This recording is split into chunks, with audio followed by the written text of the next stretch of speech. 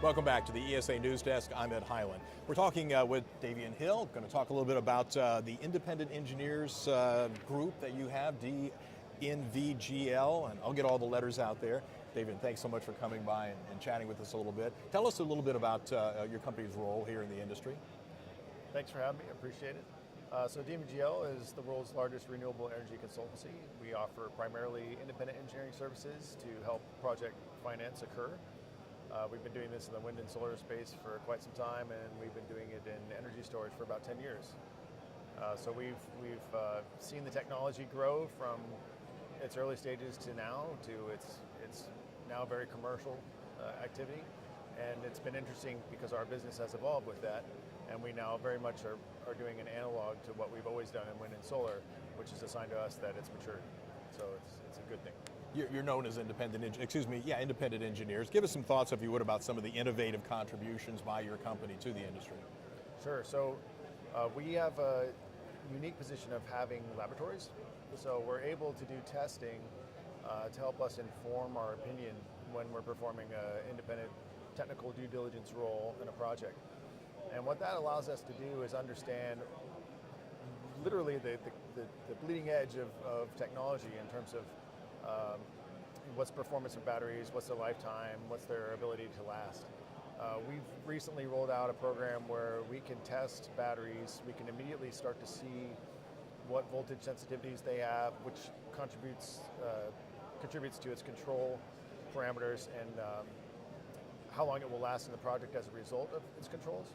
And that helps us unlock what was formerly a very uncertain area in terms of how controls will impact battery lifetime.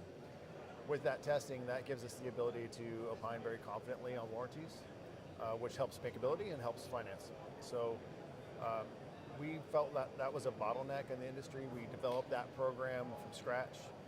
We developed some interesting analytics around the predictive capability of the test data so that we could verify a warranty curve. And that's the only thing in the industry like that, as far as we're aware. So we're very happy and proud to offer that service, and we've been growing it. We've got a lab in Rochester that's completely full with these programs. So obviously the industry is saying that they like it. So we're glad to do it. The company, DNVGL, has really gone above and beyond, as you mentioned, being ahead of the curve. Sort of, where do you go from here? What's in the crystal ball for you? Well, we would like to see this program that we've been rolling out for we call it the product qualification program. That'll eventually lead to what we will release as a battery scorecard. We've done the same thing for the PV industry for the last 10 years or so. That scorecard allows us to basically give an anonymized benchmark of the industry and how different products perform under different criteria. We would hope that would become a subscription-based service, just like the PV scorecard, and something that we would update frequently. So we'd like to grow that business and continue offering that. We know our lender customers really like that service, our developer customers really like that service. So that's something that we hope to grow. Lately, safety has been a really big topic in the industry. We've got new NFPA 855 codes coming out. We've got UL 9540 coming out. UL 1973 requirements are getting updated. The new International Fire Code is getting updated. We did the world's largest fire test for Con Ed and NYSERDA 2 years ago for batteries. And we opened up a bottleneck there because we were able to demonstrate that there's no outlier in terms of safety for the batteries. You have to worry about emissions, you have to worry about thermal runaway, but this is all manageable. Water is a great extinguisher. So we busted some myths in that.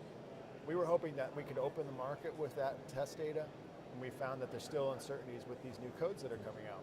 So I would like to see in the coming years that we have resolved these issues. We've found reliable means for off-gas monitoring. We found reliable means for extinguishing. We understand when to ventilate. That should all get settled soon, I hope, and then we can move the industry forward with a solid safety approach and a solid performance approach. DNVGL has a big umbrella, if you will. What percentage, if you will, or how big a growth area is this for your company, energy storage? It's grown very fast for us. There were maybe 3 or 4 of us working on storage 10 years ago, myself included, and now we have about 12 FTE people, full-time employees, working on storage, doing anything from testing to due diligence to sometimes what we call service of owners engineering, which is advising utility customers on how to go out and solicit engineering, procurement, construction contractors for battery projects, things like that.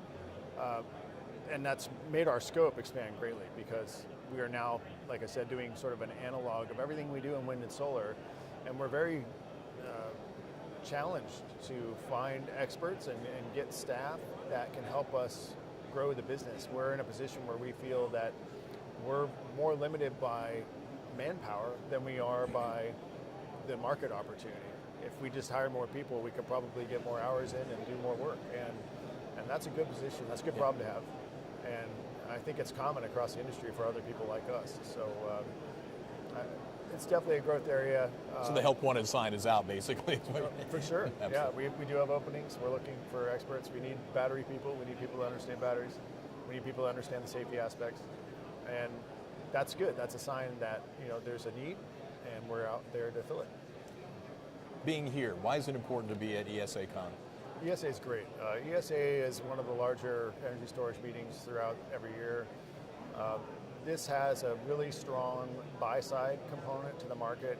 We've got developers, we've got some lenders here, and that's really what sort of drives the innovation of the market. It's what they need, and so the rest of the supply chain is here to serve them. And that's why I like this meeting, because you can really see that interaction. ESA as an organization has done a lot for the industry in terms of trying to educate stakeholders and governments and independent system operators on what the benefits of storage are. It's taken a long time to get here. The early days of ESA were a lot of these charts showing, here's all the technologies, here's the duration of storage, here's where this can play, here's pumped hydro, and that's what that means. And the conversation has shifted a lot. Now we've got commercial batteries that you can just deploy, and they can do a lot of things. So that's a good position for ESA to be in. They've moved the needle for overall understanding what storage can do, and now they have a continued job.